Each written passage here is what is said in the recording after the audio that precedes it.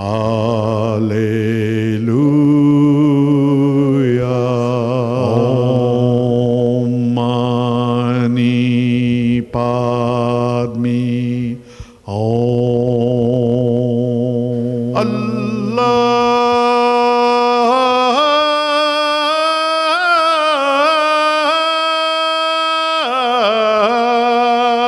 Satnam. Welcome. You're watching Harmony and Diversity, and today we're speaking with Stephen Price. He's from Move to Change. Thanks for coming in, Stephen. Thanks for having me. Move to Change. We'll talk about Move to Change a little bit later. Okay. Let's have a look at your background. How did you start? Did you start in a religious perspective, or? Not really. I didn't grow up with any religion at all. None of my immediate family was religious in any way. I only started attending church when I went to college in America. Oh, okay, right. So, when you were before going to America, did you have friends who were in religious activity? Funnily enough, yes, but I didn't know that until I started attending church back home. Yes. So I had no real exposure to church religion in any way. Grew up in Geelong, whether that was because it was a Sleepy Hollow, 20, 30 years ago, as opposed to it's grown obviously a little bit more now, but I think it was more a case of my family weren't baptised in any faith, and we were my father was a professional basketball player, so we were always at the basketball court, and I was playing basketball since the age of 6, so probably sport was probably considered my religion growing up to some extent. Yeah, that's interesting because it's common to refer to football being Australia's religion. So you're right. Okay, so you went to school, just an ordinary estate school. The ordinary estate school, down in Geelong, And then what, to uni? Yeah, Deakin Uni in Geelong, and did the Bachelor of Attendance, also known as Commerce. Yes. and then went on an exchange program to the States. And did a few different subjects over there. I was able to study electives over there, so I studied anthropology, public speaking, and international sojourning, which was essentially the study of culture and culture shock. And I guess for me, I was probably searching. I had done a high school exchange to the States years earlier, and then I guess during that college trip, I was probably exploring things a bit further, and my roommate at the time was attending church, and we were having long conversations into the night. I guess probably the anthropology subject was aiding in that as well. And I actually asked him one day, I said, do you mind if I come along to church with him? I was probably interested more from a philosophical sense than anything else. And he said yes. He took me to a couple other denominations first. He didn't want people to think that he was trying to push me into the faith or anything like that. So after I went to a few different places, and then where it really clicked for me was on campus. There was a Catholic campus ministry on campus at the university, and been going to Mass ever since. So let's see if we can expand that clicking for you. What do you mean by clicking? I think the service in itself probably resonated a bit more with me in terms of it was a bit more relaxed. So the first couple of places or churches he took me to, one was a Byzantine Mass, so there was quite a lot of incense, and it took me a bit by surprise. Big performance. Yeah, it was a big performance. And then so going to the campus ministry, yeah, I guess it was a little bit more laid back. It was full of students. There were students there that I had already had relationships with, so I was probably more comfortable. But at the same time, my roommate, he'd also challenged me to pray before going to that particular mass, and I'd never prayed before. And I guess through that, and then probably listening more intently to the readings and the Word of God, it very much it felt like, I guess, just a bit of a download of information in, I guess, in terms of, I said to him afterwards, I said, how long has this been going on for? And he said, quite a long time. So, I guess I was probably became a bit addicted to some extent, because I wanted to know more. I wanted to, I was like, how can I get my hands on more of this stuff? So, kept on going. I was going to mass quite regularly.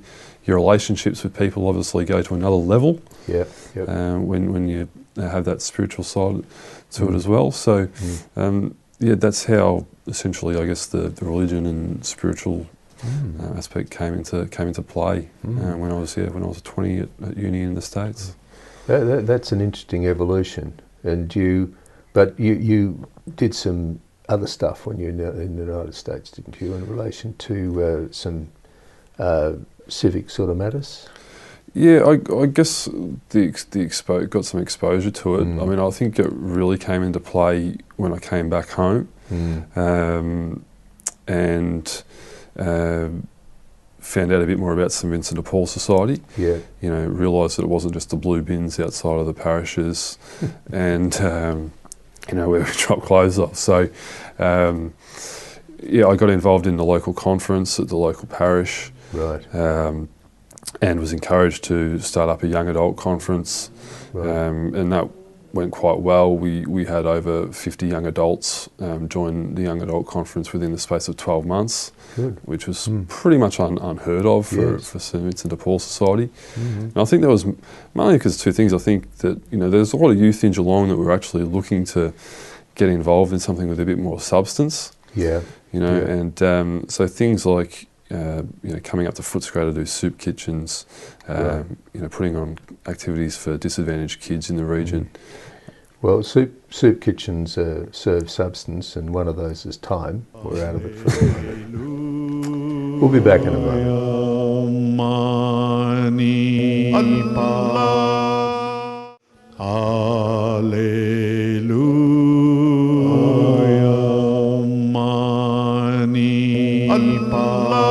Welcome back. You're watching Harmony and Diversity, and we're speaking with Stephen Price from Move to Change. Stephen, you mentioned St Vinny's, that you were involved with them. You ran off a few things like a soup kitchen you mentioned. Yeah, so there's a group of us that travelled up to Footscray on a Friday evening, and got some exposure to it was some pretty interesting sights, to be honest. Seeing people that what we would classify as unlivable conditions, and so it was a real eye opener for a lot of the a lot of them were uni students that were coming up from Geelong, and I think it really was very much became part of, I guess, the putting their faith into action. Right. And I think that's what they were crying. A lot of the young Catholics in Geelong were crying out for was to be able to put their faith into action, to do something more than going to church on a Sunday. Yeah. So it sort of grounded them. Absolutely. Yeah. And so, what sort of range of people use a soup kitchen like that? What's the...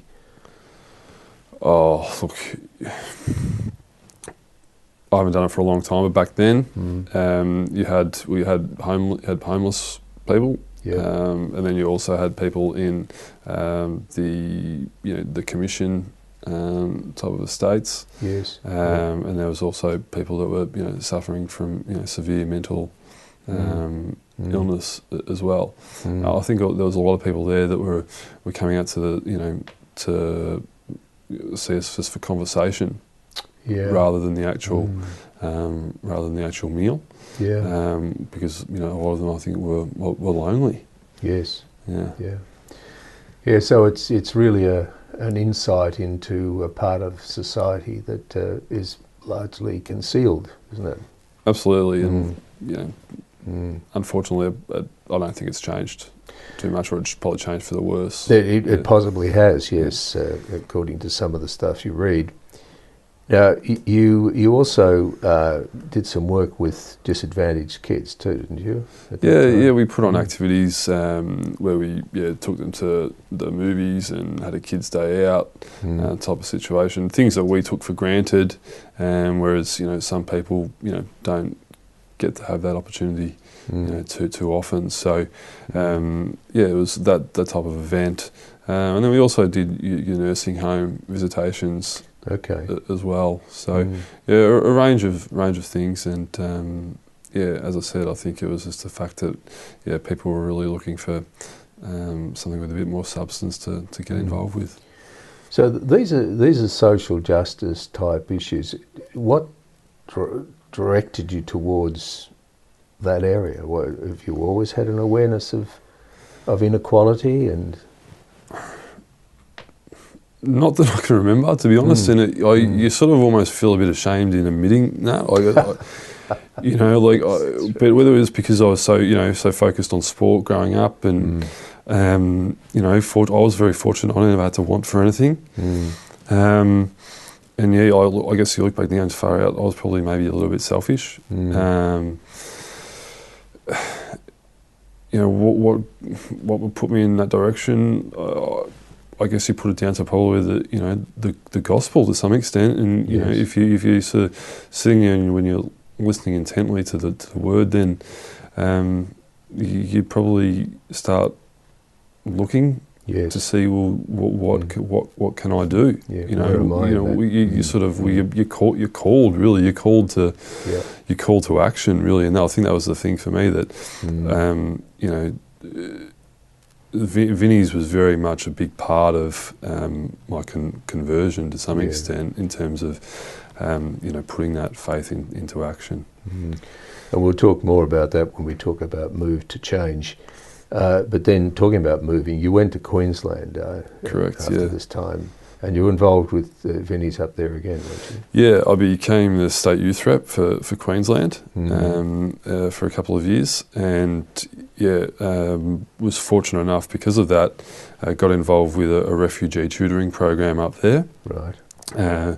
And that was just a great program. It was mainly helping Sudanese families that had recently moved into the Brisbane area, and there would be a group of, again, it was mainly young adults, university students and young professionals going out and assisting the kids with their schoolwork. And that was something I thoroughly enjoyed. And then when I moved back to Geelong, I looked to see if there was anything like that going on. There wasn't. So I approached an organisation called Diversitat down in Geelong and set up a program very similar. Similarly based on the Vincentian model, where you have a couple of people go out to the home to visit. We basically assisted the kids with homework, but the main reason behind that was to essentially help the Sudanese and Liberian families assimilate into the community, basically, so that they weren't left to themselves. And what sort of lessons did you learn from that? What did you observe?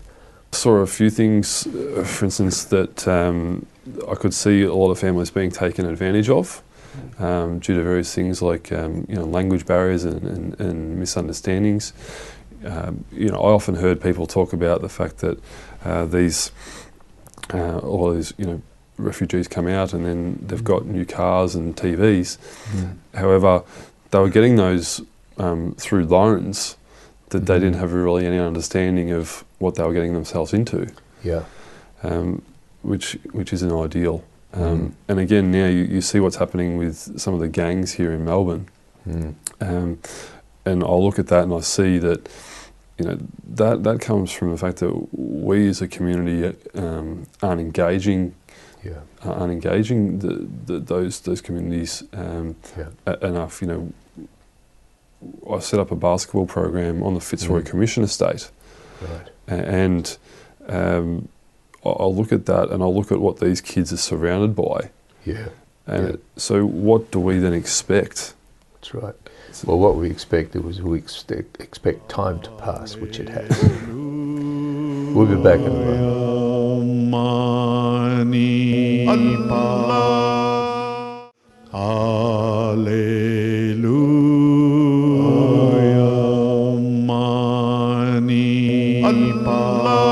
Welcome back. You're watching Harmony and Diversity. We're speaking with Stephen Price. He's from Move to Change.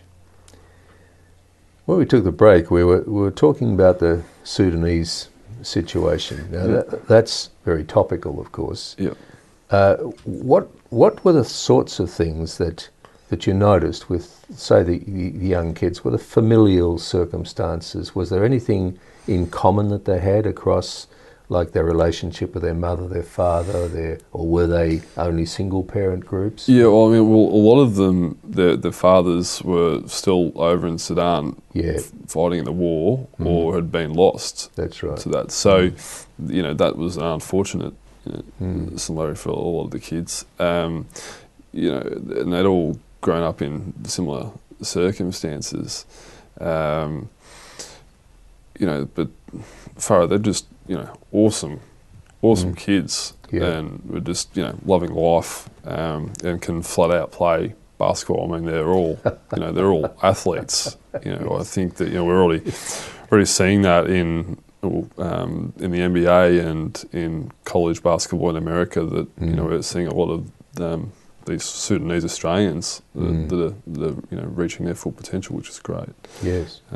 But yeah, what they were being exposed to, on those commission estates, nobody should be exposed to that. I remember a couple of kids talking to me about someone that had jumped off the roof of one of the commission towers. And we don't hear about that on mainstream media. No. But yeah, and you also, the drug culture that is around those estates as well. It's not an ideal environment. So, is it any wonder that you see these gangs forming? Yeah. When what are we doing to really help the situation?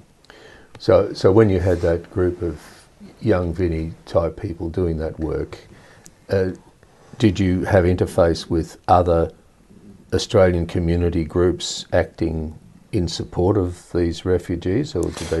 In Geelong, so in Geelong, Diversitat does a great job with regards to that, and then with the basketball program, which was separate to that, up in Melbourne, which was a few years later. The charity that then took over the program, Helping Hoops, they do a tremendous job. They run basketball programs across Melbourne, and they're assisting not only refugee communities, but they're also assisting the disadvantaged community as well.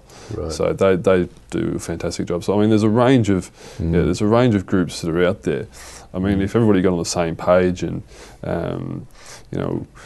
weren't necessarily competing against each other for the same dollar and same resources, then it'd be ideal. Yeah, that's right. Because those groups that you mentioned, are they based around churches, or are they?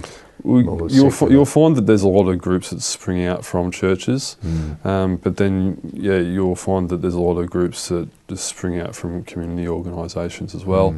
On the commission estate, that was initially run through the police department that was on the estate, and they do a great job. The officers that were in charge of running a few programs, they do a fantastic job with the programs. They had an AFL program, a soccer program. They took kids away on a camp. So, the police down at Atherton Gardens in Fitzroy do a fantastic job with the stuff that they're doing down there. Yeah. And that's quite important to the some of those Sudanese youth too, isn't it? Because Absolutely. Yes, they come from a very lawless environment when they've migrated here, so they've got to build up a relationship. A relationship, and one that's not based on fear. That it's a case of police shouldn't be feared. I mean, they're there to protect us. So yeah. So there's as I alluded to before, there's a pathway that you seem to be following, which is aimed towards youth, but it's also aimed towards social justice. Like you were the youth representative for Vinnies in Queensland. Now, what does that look like? You're on a committee of older people, and then there's the youth person. Was it just the one youth representative? Yeah, there's just the one. Yeah. And was there sort of like a desire to listen to your voice, or did you find, and I don't want you to criticise, I just sort of looking at the way in which it runs, is the youth voice heard, do you think? Yeah, I think so. I think it was. I think there was people were receptive to hearing that, and I think where Vinnies has come from now, there is a lot more young people involved in Right. terms of from an organisation level, and also I think within those state councils and the national councils as well. So I think they're on the right path. I mean, they needed to. I mean, the average age of Vincentians was around 63. Yes. Going on sort of 10 years ago. So Yeah. something needed to be done there. Needed to be done. Yeah. So now, are you tutoring or supporting other younger people? Do you see them rising, to replace people like yourself? So, my time with, essentially I made myself redundant from all of those activities, be it Vinnies, and then with the refugee tutoring and the basketball program.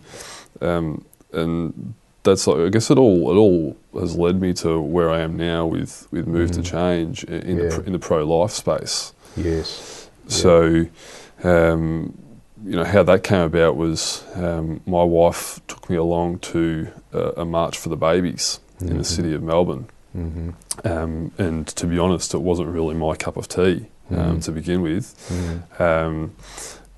She got me along the following year, and again, I was a bit sort of standoffish, think this isn't really my thing. I tell you what, we're running out of time, and we need to confront this and talk about this more. So will you come back next week and we can follow it through then? Sure thing. That would be fantastic.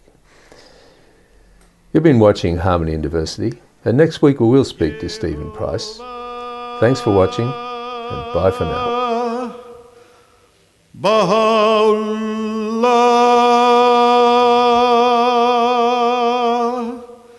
Shanti Om,